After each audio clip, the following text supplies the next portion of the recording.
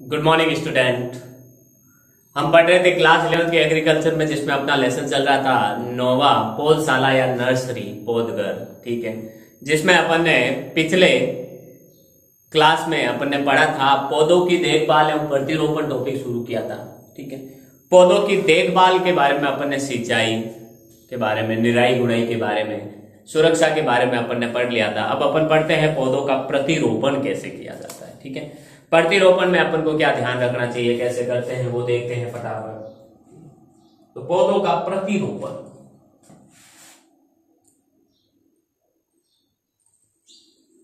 देखिए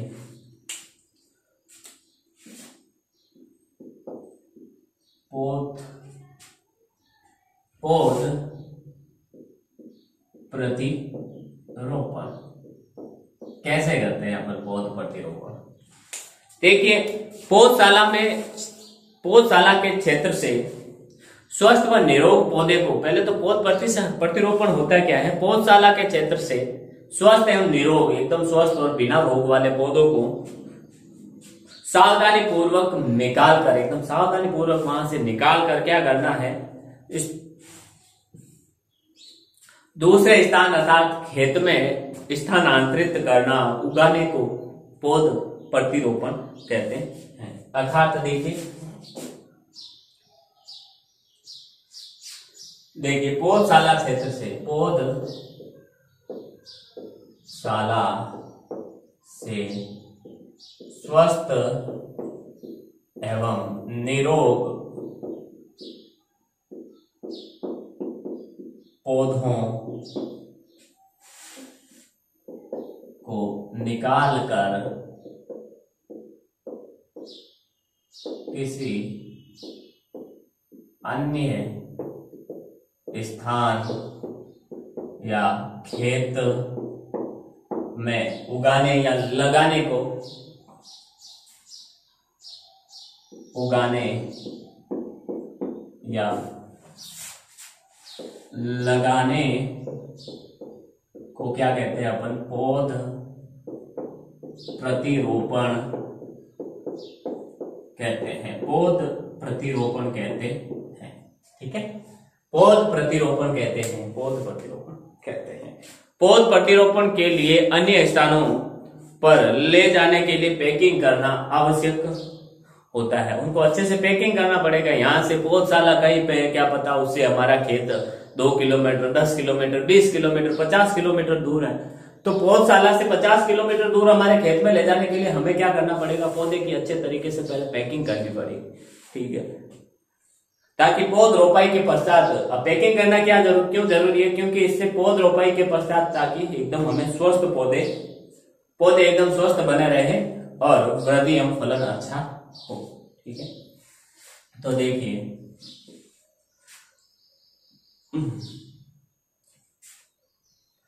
पौध रोपण और प्रतिरोपण। पौध प्रतिरोपण के लिए, पौध प्रतिरोपण के लिए पौधों को अन्य स्थानों पर ले जाने, पौधों को के लिए पौधों को अन्य स्थानों पर ले जाने के लिए, अन्य स्थानों पर ले जाने के लिए पैकिंग करना, उनकी पैकिंग, जैसे अपन कहीं गांव अन्य स्थान पर जाते हैं अपने घर से तो पैकिंग करते हैं, वैसे इनका पैकिंग करना आवश्यक होता है। अब होता तो है पैकिंग करना आवश्यक, लेकिन क्यों होता है, क्योंकि पौध रोपाई तक, इससे क्या हो, पैकिंग करने से क्या हो, ताकि पौध रोपाई तक, खेत में पौध की वापस रोपना भी तो पड़ेगा, रोपाई तक पौधे, रोपाई के पश्चात पौधे स्वस्थ बने रहे तथा अच्छे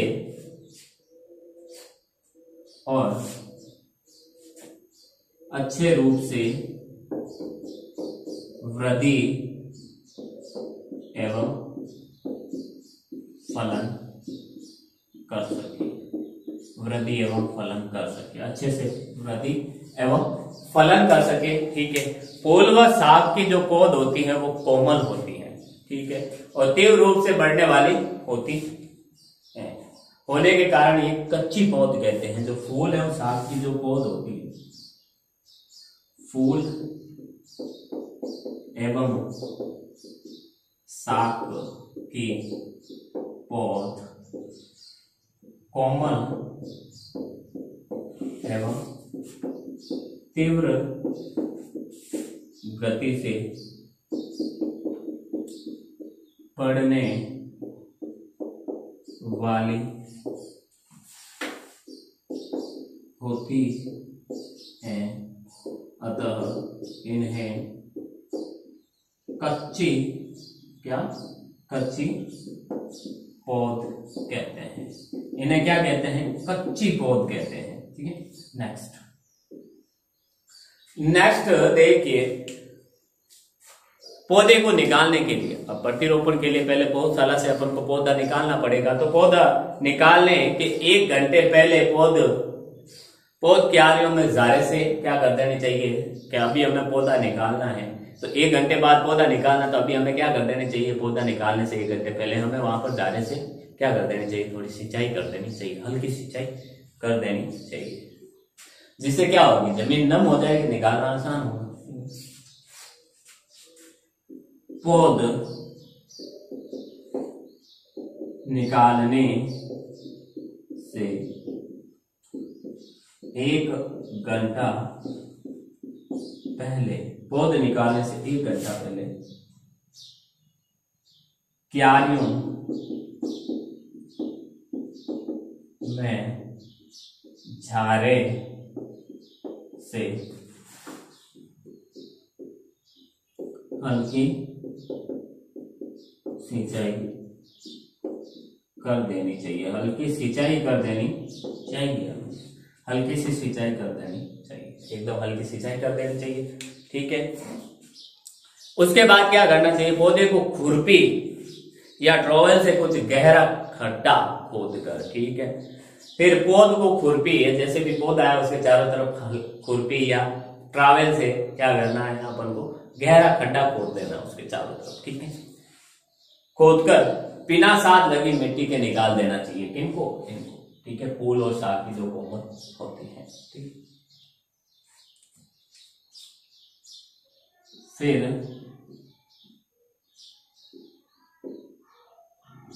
पौध को खुरपी या ट्रॉवेल से गहरा खोदकर बिना साथ लगी मिट्टी के निकाल देना चाहिए। ठीक है। बिना साथ लगी मिट्टी नहीं लगी होनी चाहिए। किनको निकालना है ये भी ध्यान रखना, हर एक के साथ मिट्टी नहीं लगी हो, हर एक के साथ मिट्टी निकालना जरूरी नहीं होता है। ठीक है। फूल एवं शाक की पौध जो होती है कोमल एवं तीव्र वृद्धि करने वाली होती है, इसलिए इनके साथ मिट्टी निकालने की जरूरत नहीं होती है। तो हमें मिट्टी नहीं निकालनी चाहिए, क्योंकि कोमल होगी तो मिट्टी के वजह से ही वो सारी जड़ें टूट जाएगी। ठीक है। तो इसलिए हमें मिट्टी नहीं निकालनी चाहिए। ठीक है। अब निकाले गए पौध को क्या करना चाहिए? 1% नाइट्रोजन युक्त पानी में रखना चाहिए। 1% नाइट्रोजन युक्त पानी में रखना चाहिए। अब ये जो पौध निकाली गई है, निकाली गई पौध को 1% नाइट्रोजन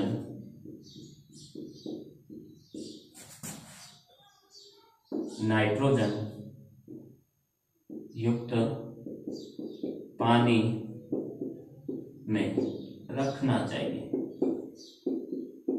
नाइट्रोजन युक्त पानी में क्या करना चाहिए, रखना चाहिए, अच्छे से रखना चाहिए एकदम, ठीक है।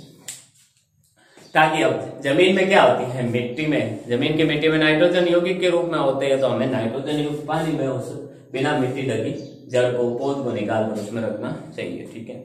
खेत में लगाने से पूर्व पौध को छायादार स्थान पर रखना चाहिए। ऐसा नहीं है कि धूप में ले जाकर रख दें, नहीं, हम जब खेत में लगाने वाले हो तो उससे पहले अपन को पौधे को छाया वाले स्थान पर रखना चाहिए, ठीक है। खेत में लगाने से पूर्व पौध को छायादार स्थान पर रखना चाहिए, छायादार स्थान पर अपन को रखना चाहिए पौधे को, ठीक है। फिर रोपण हेतु बाहर भेजने के लिए, अब कई पौधे को तो अपन रोपण हेतु एक शहर से दूसरे शहर में भेजा जाता है, एक राज्य से दूसरे राज्य में अगर भेजा जाता है, तो रोपण हेतु बाहर भेजने के लिए इनकी जड़ों पर स्पैग्नम मॉस, इनकी जो जड़ें होती है फूल साग की, उन पर स्पैग्नम मॉस लगा देना चाहिए, ठीक है। तो देखिए, रोपण हेतु इनको बाहर भेजने के लिए इनकी जड़ों पर स्पैग्नम मॉस या स्पैग्नम मॉस, जड़ों के चारों तरफ स्पैग्नम मॉस नाम का एक चीज आती है, वो लगा देनी चाहिए। स्पैग्नम मॉस या पत्ती की खाद युक्त मिट्टी लपेट देनी चाहिए। पत्ती की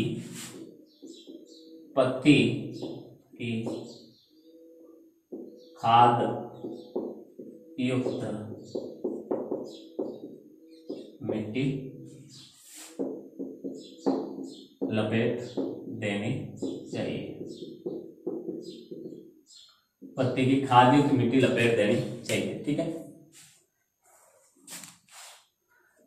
पत्ती पर खाद युक्त मिट्टी लपेट देनी चाहिए। तो ये पहली जो चीज थी हमने यहां से देखी है, देखो, ठीक है, ये फूल एवं शाख को निकालना और रोपण, प्रतिरोपण की प्रक्रिया है। अपन यहाँ पर बड़ी तो मैं डाल सकते हैं, ठीक है, कि फूल एवं शाख की पौध का रोपण एवं प्रतिरोपण एवं पैकिंग, ठीक है।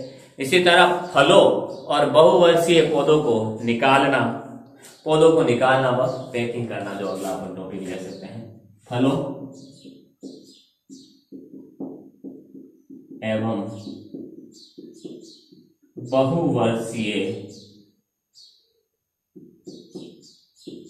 पौधों को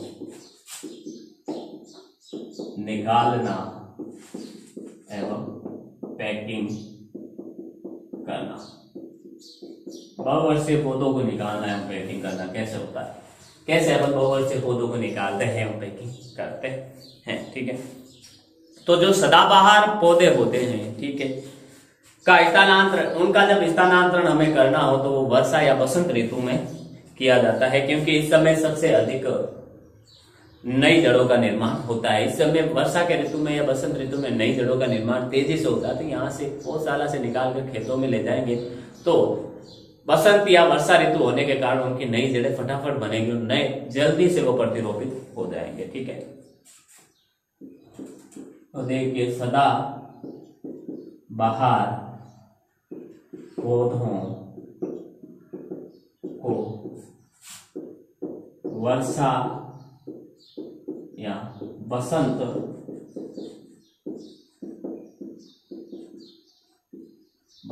ऋतु में निकालना चाहिए, क्योंकि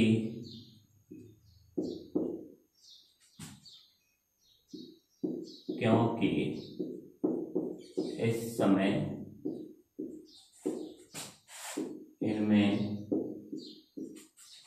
इनमें सबसे अधिक नई जड़ों का विकास होता है। इनमें सबसे अधिक नई जड़ों का विकास होता है, नई जड़ों का विकास होता है, सबसे अधिक नई जड़ों का विकास होता है।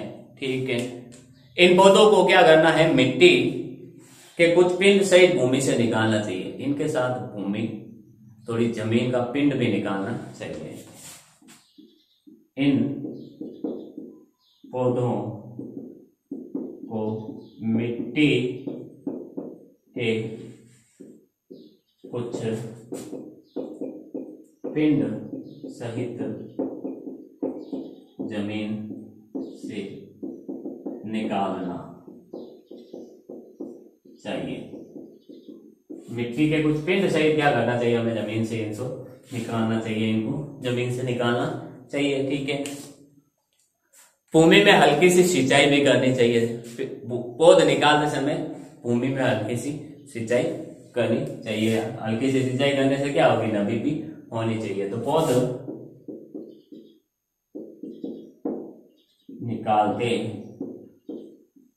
समय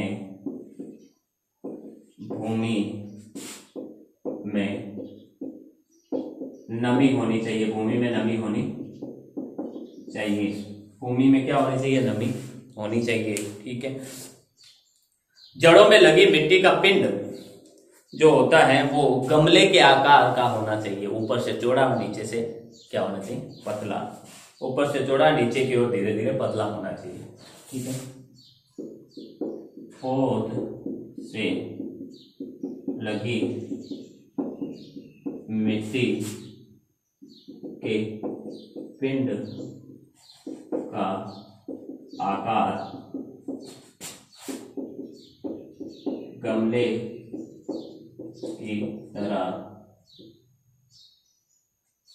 गमले की तरह ऊपर से चौड़ा तथा नीचे से धीरे धीरे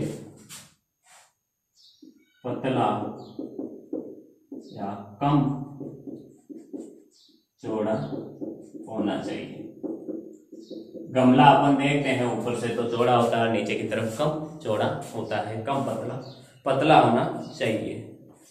ठीक है, उसके बाद देखिए मिट्टी के पिंड को टूटने या पौधे को सूखने से बचाने के लिए पॉलीथीन की शीट या सरकंडे का पत्तियों के पुआल का उपयोग करना चाहिए। पौधे की जो मिट्टी होती है, मिट्टी जो अपने साथ में निकाली है, उसको टूटने बिखरने से बचाने के लिए हमें क्या करना चाहिए। ठीक है, सूखने से बचाने के लिए, टूटने से बचाने के लिए पॉलीथीन की शीट, उसके चारों तरफ पॉलीथीन की शीट पकड़ लो, लपेट लो, या सरकंडे की जो पत्तियां होती हैं या पुआल का उपयोग करना चाहिए।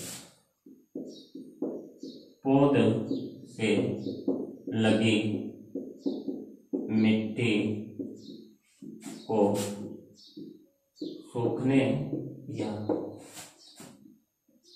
टूटने से बचाने के लिए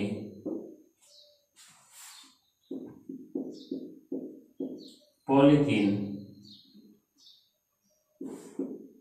की शीट या सरकंडे के पत्ते या पुआल या क्या करना, पुआल का उपयोग करना चाहिए। पुआल का उपयोग करना चाहिए हमें। ठीक है, पुआल का उपयोग करना चाहिए। हम देखते हैं कहीं से भी अपन गमले की तरह या पौधा अपन खरीदते हैं तो उसके चारों तरफ मिट्टी लपेटी हुई होती है, उसके साथ मिट्टी होती है, उसके चारों तरफ पॉलीथीन लपेटी हुई होती है। ठीक है, वो पॉलीथीन इसीलिए होती है ताकि वो लगी हुई जो मिट्टी होती है वो टूटे ना, बिखरे। ठीक है, फिर पौधे के साथ लगी मिट्टी को उंगलियों की सहायता से दबा करके पिंड को मोस घास से लपेट कर सूतली द्वारा बांध देना चाहिए। ठीक है, तो देखिए मिट्टी जो पौधे के चारों तरफ पौधे के साथ लगी मिट्टी हो तो उसको दबा देना चाहिए ताकि टूटे नहीं। ठीक है, तो पौधे के साथ लगी मिट्टी को हाथों द्वारा दबाकर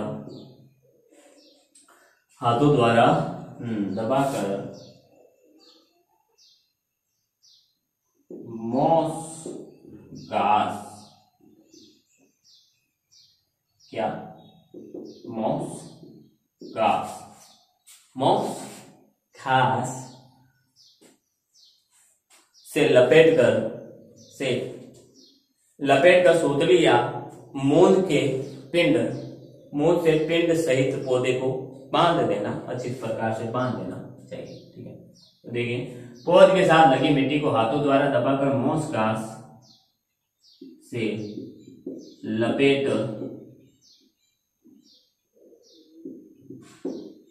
कर सूतले या मूंद द्वारा मिट्टी सहित बांध देना चाहिए, मिट्टी सहित इसको बांध देना चाहिए। ठीक है, मिट्टी सहित बांध देना चाहिए। पतझड़ी जो पौधे होते हैं, पतझड़ी पौधों को साधारणतः सर्दियों में जब वे सुप्तावस्था में होते हैं तब निकालना चाहिए। पतझड़ी पौधों को सर्दियों में जब वे सुप्तावस्था में होते हैं तब लगाया जाता है उसको, तब लगाया जाता है। ठीक है, तब लगाया जाता है। इन्हें सर्दियों में बिना मिट्टी के, इन्हें जो पतझड़ी पौधे होते हैं उनमें सर्दियों में निकालना, वो भी कैसे? बिना मिट्टी के बिना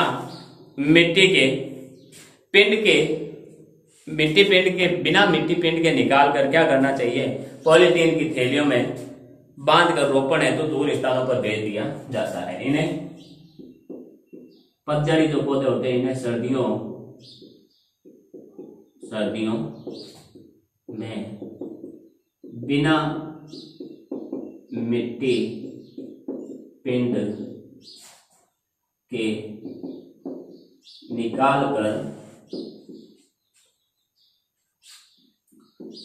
कर पॉलीथीन से पैकिंग कर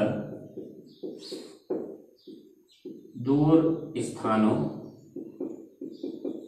पर भेज दिया जाता है। अब ये तो हो गई उनके मिट्टी को पौधे से मिट्टी को निकालना। अब रोपाई कैसे की जाती है उनको वो देखते हैं अपन आने वाले। तब तक आप एक बार इसका क्या लें, स्क्रीनशॉट ले लें।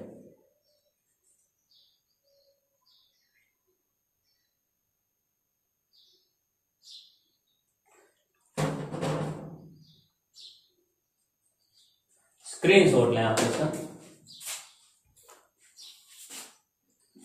अब रोपाई कैसे की जाती है वो देखते हैं अपन।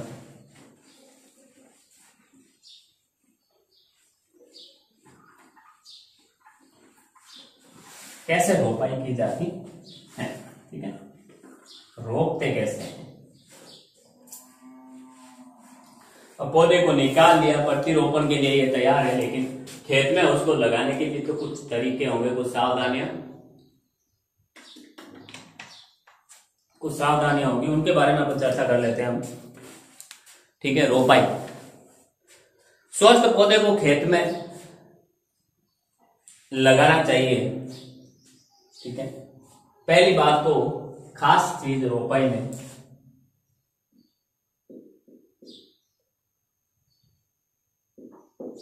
रोपाई। पहली चीज, पहला तो जो स्वस्थ पौधा उसी को खेत में लगाना चाहिए, ठीक है। स्वस्थ पौधे को ही खेत में लगाना चाहिए। स्वस्थ पौधे को ही खेत में लगाना चाहिए, पहली बात तो, ठीक है। जो पौधा स्वस्थ हो उसको, ऐसा नहीं कि कोई मुरझाया हुआ खराब पौधा उसको भी लगा दे। कमजोर व बहुत छोटी पत्तियों वाले पौधों को खेत में नहीं लगाना चाहिए, ठीक है।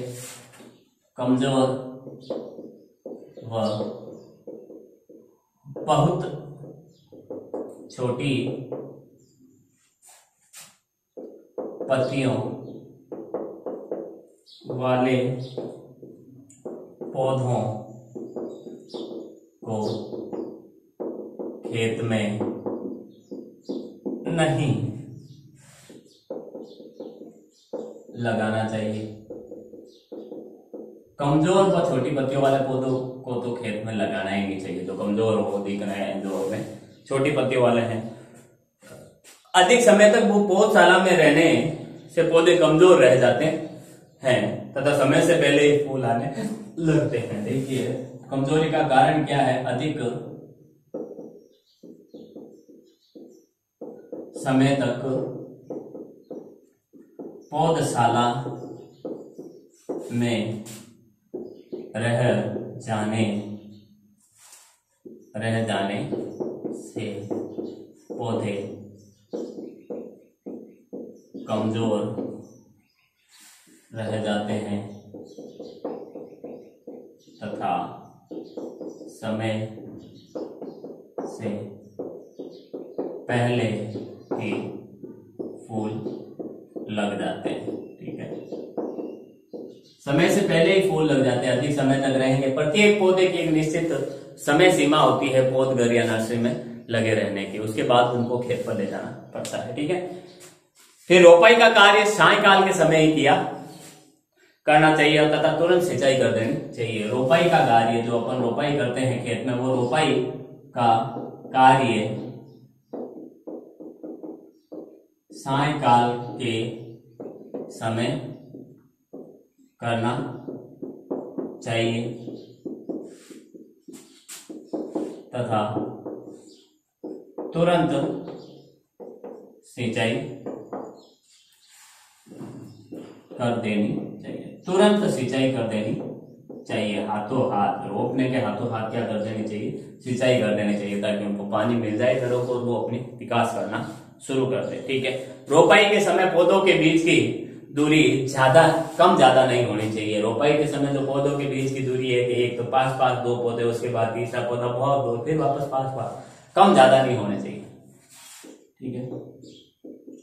रोपाई के समय पौधों के बीच की दूरी कम ज्यादा नहीं होनी चाहिए, कम ज्यादा नहीं होनी चाहिए, ठीक है। पौधों के बीच की दूरी कम ज्यादा नहीं होनी चाहिए।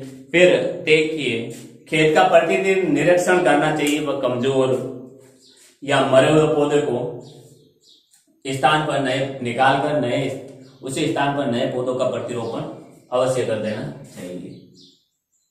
खेत का प्रतिदिन निरीक्षण करना चाहिए तथा कमजोर पौधों को निकालकर उसके स्थान पर नया पौधा अवश्य लगा देना चाहिए। नया पौधा अवश्य लगा देना चाहिए उसके स्थान पर, दूसरा नया पौधा अवश्य अपन को लगा देना चाहिए, ठीक है। अब प्रतिरोपण में क्या सावधानियां हैं? सावधानियां हमें क्या क्या रखनी चाहिए, या पूरी सावधानियां हमें प्रतिरोपण में क्या रखनी चाहिए, इंपॉर्टेंट है। क्योंकि प्रतिरोपण में क्या सावधानियां रखनी चाहिए, प्रति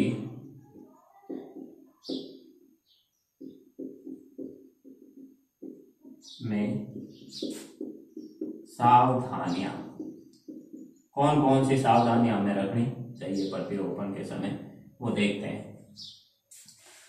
पहली सावधानी है, पहली सावधानी, ठीक है, कि पौधशाला के लिए चुना गया जो स्थान सामान्य धरातल से नीचा नहीं होना चाहिए। ये प्रतिरोपण की सावधानियां देखें, या पूरा अपने पौधा घर के अंदर पौधा लगाने से लेकर बाहर तक के, ठीक है।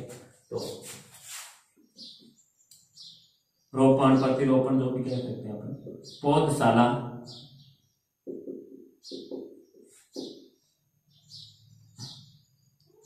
पौधशाला के लिए चुना गया स्थान सामान्य धरातल से नीचा नहीं होना चाहिए, नीचा नहीं होना चाहिए, नीचा नहीं होना चाहिए बस, ठीक है। ऐसा नहीं है कि ये पास में एक पहाड़ है, अपना नर्सरी अपन यहाँ बना देते, तो ये सामान्य धरातल, इसके पास हमें तो इसका सारा पानी होगा वहां आएगा, नीचे आएगा, यहाँ पर इकट्ठा हो जाएगा, ठीक है। हमने जो भी पौधशाला खरीदी है, ये हमारा धरातल है पौधशाला बनाने के, इसके चारों तरफ यहाँ उबड़ खाबड़ जमीन, यहाँ उबड़ खाबड़, चारों तरफ उबड़ खाबड़ जमीन होगी, तो सामान्य जो धरातल है उससे नीचा नहीं होना चाहिए, तो पानी आएगा, इकट्ठा होगा, यही कारण है सामान्य धरातल से नीचा नहीं होता। जो पौधशाला की जो भूमि है वो क्या होनी चाहिए, क्या कठोर और परत या कंकड़ पत्थर नहीं होने चाहिए। पौधशाला की भूमि कठोर परत या कंकड़ पत्थर नहीं होने चाहिए, कंकड़ पत्थर नहीं होने चाहिए, कंकड़ पत्थर नहीं होना चाहिए। भूमि अम्लीय या क्षारीय नहीं होनी चाहिए, भूमि उदासीन होनी चाहिए ज्यादा से ज्यादा, ठीक है, ना तो उसमें अम्लीय होने चाहिए ना ही क्षारीय होनी चाहिए। तो भूमि अम्लीय या क्षारीय नहीं होनी चाहिए, भूमि अम्लीय या क्षारीय नहीं होनी चाहिए, ठीक है। पौधशाला में जो पौध क्यारियां हम बनाते हैं, वो क्यारियों की चौड़ाई 1 से 1.5 मीटर से अधिक नहीं रखनी चाहिए, चौड़ाई 1 से 1.5 मीटर अधिक नहीं रखनी चाहिए। क्यारियों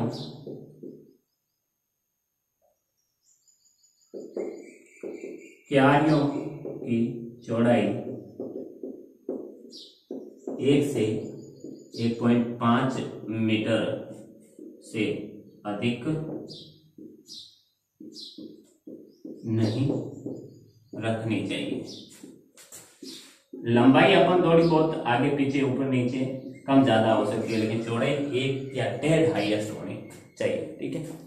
फिर पौध क्यारियों में किसी भी स्थान पर, क्यारियों के अंदर किसी भी स्थान पर अत्यधिक पानी नहीं ठहराना चाहिए। हमने क्यारी बनाई है तो ऐसा नहीं है कि उसके छोटे से कोने में क्या हो कोई पानी अधिक ठहरता हो, समतल होनी चाहिए बिल्कुल, ठीक है। क्यारियों के किसी भी स्थान पर पानी नहीं ठहरना चाहिए, एक स्थान पर कोई पानी नहीं ठहरना चाहिए, ठीक है।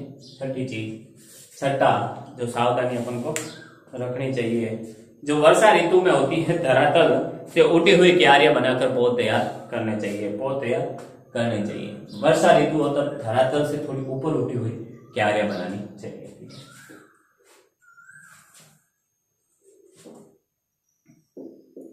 वर्षा ऋतु में क्यारियां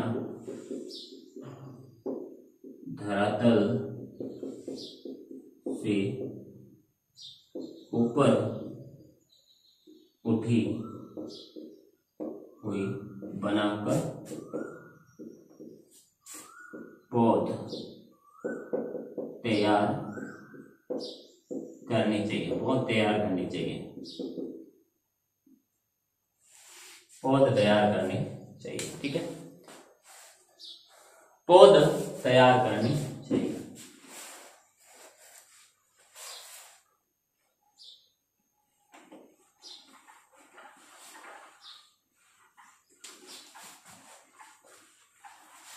पौध तैयार करनी चाहिए। पौध तैयार करनी चाहिए। पौधे को तैयार करना चाहिए।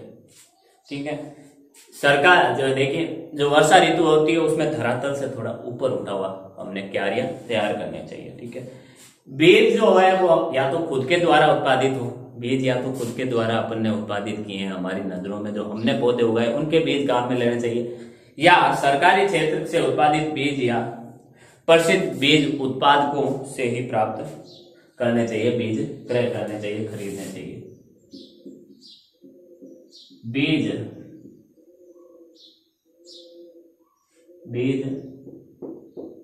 सरकारी क्षेत्र से या प्रसिद्ध बीज उत्पादकों से ही खरीदने चाहिए या क्रय करने चाहिए। खरीदने चाहिए या क्रय करने चाहिए। ठीक है, बीजों को बुआई से पूर्व क्या करना चाहिए? उपचारित करना चाहिए। सिंपल सी जो सावधानियां हैं, बीजों को बुआई से पूर्व उपचारित करना चाहिए। बीजों को बुआई से पूर्व क्या करना चाहिए? उपचारित करना चाहिए।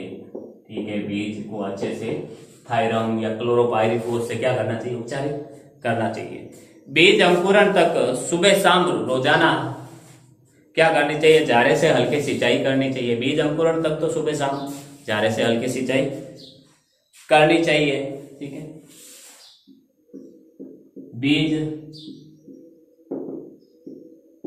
अंकुरण तक जारे से सुबह शाम रोजाना हल्की सिंचाई करनी चाहिए। ठीक है, हल्की सिंचाई करनी चाहिए तथा बीज अंकुरण पश्चात, बीज अंकुरण के बाद या बीज अंकुरण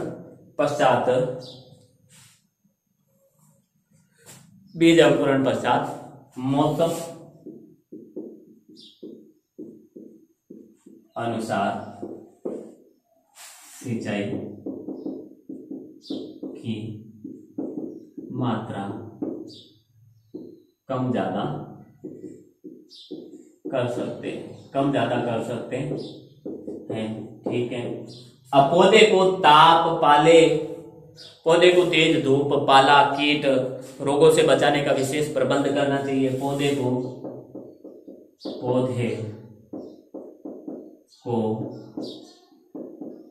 तेज धूप, पाला, रोग तथा कीटों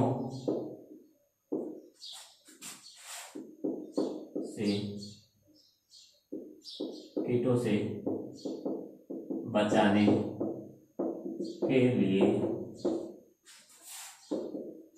विशेष प्रबंध करना चाहिए। ठीक है, विशेष प्रबंध करना चाहिए हमको। ठीक है, खरपतवारों को हाथ से या पतले फर वाली खुरपी से निकालना चाहिए। खरपतवारों को हाथ से या पतले फर वाली खुरपी से ही निकालना चाहिए। खरपतवारों को हाथ या पतले फर वाली खुरपी से निकालना चाहिए। पतले फर वाली खुरपी से ही निकालना चाहिए। 12वीं जो चीज है, ठीक है, पौधशाला में जो तैयार पौधे होते हैं, निकालने से 24 घंटे पहले क्यारियों में क्या करनी चाहिए? हल्की सिंचाई करनी चाहिए। अभी हमें पौधे निकालने हैं, ठीक है, एक दिन बाद हमें निकालना है, तो हमें उससे पहले क्या करना चाहिए? हल्की सिंचाई करनी चाहिए। पौधशाला से पौध निकालने के 24 घंटे पूर्व या पहले हल्की सिंचाई करनी चाहिए। हल्की सिंचाई करनी चाहिए, ठीक है, हल्की सिंचाई करनी चाहिए। फिर पौध निकालते समय मिट्टी शुष्क या अधिक गीली नहीं होनी चाहिए। एक तो बिल्कुल मिट्टी सूखी नहीं होनी चाहिए और एक बहुत ही ज्यादा गीली नहीं होनी चाहिए। हल्की सिंचाई बोलते हैं इसीलिए। ज्यादा सिंचाई करेंगे तो गीली हो जाएंगे, बिल्कुल नहीं करेंगे तो सूखी रह जाएगी, ठीक है। पौध निकालते समय मिट्टी शुष्क या अधिक गीली नहीं होनी चाहिए। अधिक गीली नहीं होनी चाहिए, ठीक है। मिट्टी अधिक गीली या बिल्कुल शुष्क नहीं होनी चाहिए। फलों व जो बहुवर्षीय पौधे होते हैं, ठीक है, उनको नर्सरी से मिट्टी के पिंड सहित निकालना चाहिए। जो फल वाले फलों या बहुवर्षीय पौधों को नर्सरी से मिट्टी के पिंड सहित निकालना। मिट्टी के पिंड सहित क्या करना चाहिए? उसको निकालना चाहिए। 15वां, मिट्टी के पिंड सहित निकालना चाहिए। फिर दूरस्थ स्थानों पर भेजने के लिए पैकिंग अच्छी तरह से करनी चाहिए। दूरस्थ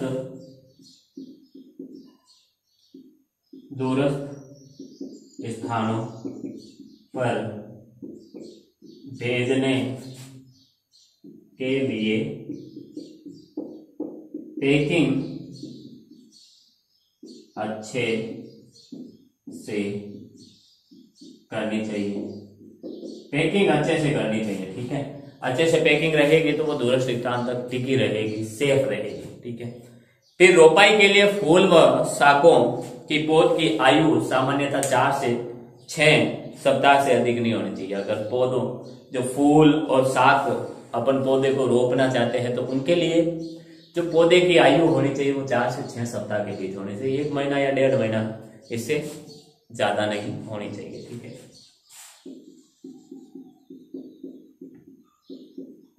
रोपाई के लिए फूल या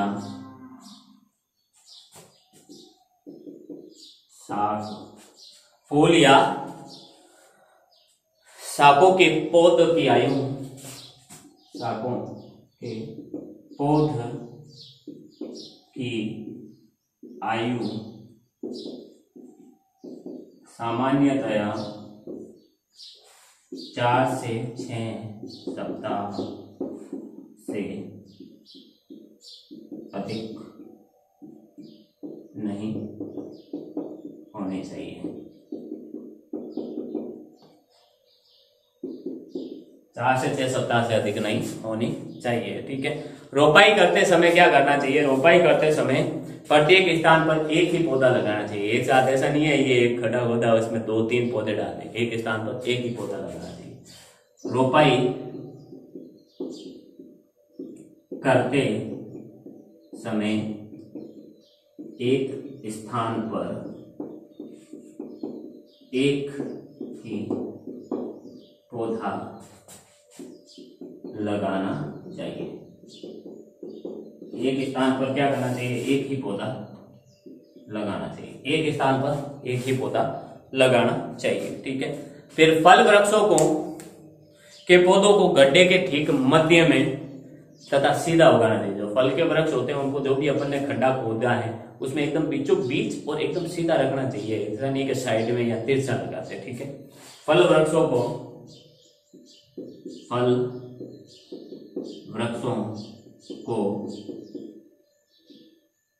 गड्ढे के बीचों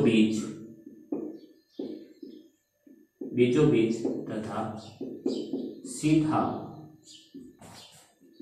लगाना चाहिए। सीधा लगाना चाहिए। ठीक है। 19वीं सावधानी। ठीक है। खेत का प्रतिदिन निरीक्षण करना चाहिए। वह कमजोर मरे हुए जो पौधे होते हैं उनका क्या करना चाहिए? खेत का प्रतिदिन निरीक्षण करना चाहिए। यही सावधानी है अभी भी। खेत का प्रतिदिन निरीक्षण करना चाहिए और क्या करना चाहिए? कमजोर पौधों को निकाल कर उसके स्थान पर नया पौधा लगाना चाहिए। ठीक है। स्क्रीनशॉट ले आप इसका।